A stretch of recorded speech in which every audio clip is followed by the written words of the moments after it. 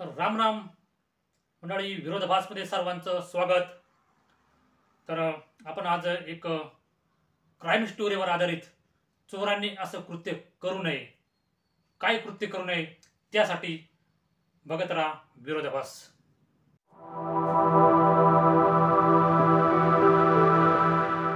तर चला, आपण इकडं तिकडं चोऱ्या होताना बघत असतो. कोण पैसा चोरतो, कोण बँक लुटतो, कोण ATM लुटतो, कोण घरातून चोरी करतो, कोणाची बाईक चोरतो. अशा प्रकारचे चोर चोरी करत असतात. आपण परिसरामध्ये बघतच असतो. तर त्यासाठी मित्रांनो, चोर चोरी करतात, परंतु चोरांनी हे कृत्य करू नये. तर असं का करता चोरांनो? तुम्ही सगळं लुटता, धन लुटता, तुम्ही घेऊन जायचं तर घेऊन जा तुमच्या पद्धतीने ना, पण तुम्ही अशा प्रकारचे कृत्य करू नका. मला चोरांना एवढीच विनंती आहे, जे कोणी चोर असतील, हे व्हिडिओ बघत असतील, तर तुम्ही एवढं करा, फक्त तुम्ही चोरी करून नेताय ते घेऊन जा, गपचिप जा, पण एक कृत्य करू नका वाईट, की निष्पाप जणांचा बळी घेऊ नका. जर काही चोरांना जर काही मिळालं नाही ना त्या घरात, तर ते लोक काय करतात, ते चोर काय करतात माहिती का? त्या लोकांना मारहाण करतात किंवा त्यांची हत्या करतात. अशा प्रकारचे कृत्य करून तुम्हाला काय मिळणार आहे? तुमच्याही पाठीशी आई वडील आहेत, भाऊ बहीण आहेत, पण तुम्ही चोरी करता कशासाठी? पोटासाठी. तुमच्या आईवडिलांना किंवा तुमच्या मुलाबाळांना तुम्ही त्यांना खाण्यापिण्यासाठी ते पैसे नेता ना, चोरता. मग यांच्याही पाठीमागं काहीतरी गोतावळा नातवंड काही असतील ना, मुलं बाळ असतील ना, तर मग तुम्ही असे कृत्य करू नका. तुम्ही चोरी करता, तुम्ही पण माणूस आहेत, ते पण माणूस आहेत. असं नाही का चोर तुम्ही वेगळेत आणि हे माणूस हे वेगळेच, असं तर काही नाही ना. हे यांच्याकडे श्रीमंत, यांच्याकडे पैसा, तुम्ही गरीब आहेत, पण तुम्ही चोरी करता. तुम्ही जर तुम्हाला हात पाय दिले, तुम्ही कष्ट करा ना. तुम्ही बरं ठीक आहे, चोरी तर करता, चोरी करा ठीक, पण तुम्ही गपचिप घेऊन जा ते धन तुम्हाला न्यायचे ते. परंतु तुम्ही निष्पाप लोकांचा बळी घेऊ नका. आता टाकळे ह्याला 2 वर्षापूर्वी अशी घटना घडली. एक आजी आजोबा त्या घरामध्ये राहत होते आणि ते शेतामध्ये पाणी भरायला गेले. हिवाळ्याचे दिवस होते आणि ते घरामध्ये आल्यानंतर त्यांना मस्तपैकी आता वाटलं झोपावं, आता मस्तपैकी पाणी भरून आले, मस्तपैकी 3 वाजता आले आणि चोरट्यांनी बरोबर त्यांच्यावर डाव ठेवला होता, रक्ष ठेवलं होतं आणि चोर आले लगेच आणि आतमध्ये आले आणि त्या ठिकाणी ते काही लुटालूट केली आणि त्या आजोबांना मारहाण केली, कोयत्याने मारहाण केली.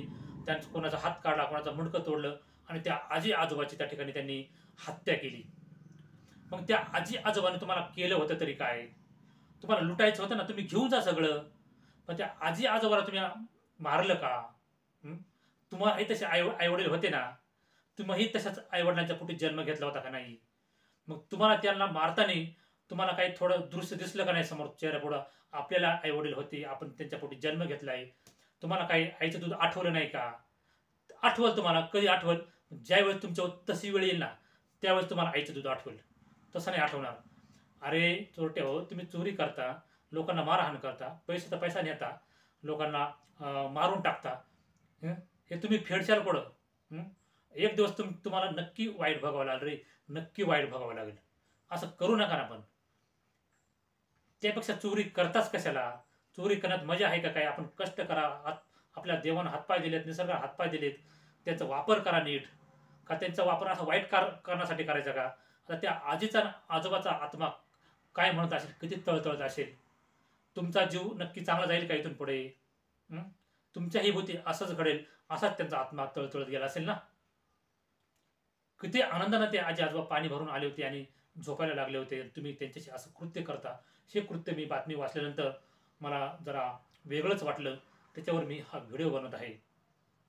तर चोरट्यांना एवढीच विनंती आहे, अशा प्रकारचं कृत्य करू नका, चोरी करू नका ते अगोदर, आणि केलीच तर निष्पापांचा बळी घेऊ नका.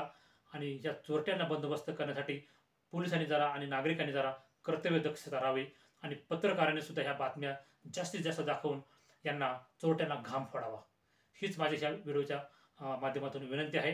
तर ह्या विरोधाभासमधून ह्या गोष्टीला माझा पूर्णतः विरोध आहे, चोरट्यांच्या. आणि प्रथमतः चोरी करण्यालाच माझा विरोध आहे. तर अशा कुठल्याही प्रकारचा चोर जर आढळला तर नागरिकांनी आणि तरुणांनी, पोलिसांनी याला जोरदार चोप द्यावा आणि त्याचा बंदोबस्त करावा. तर हीच विनंती आहे. तुम्हाला काय वाटतं ह्या व्हिडिओबद्दल, ह्या माहितीबद्दल, तर नक्की कमेंटद्वारे कळवा. आणि चॅनलला तुम्ही नवीन असाल तर नक्की सबस्क्राईब करायला विसरू नका. व्हिडिओ आवडला तर लाईक करा आणि नोटिफिकेशन दाबा.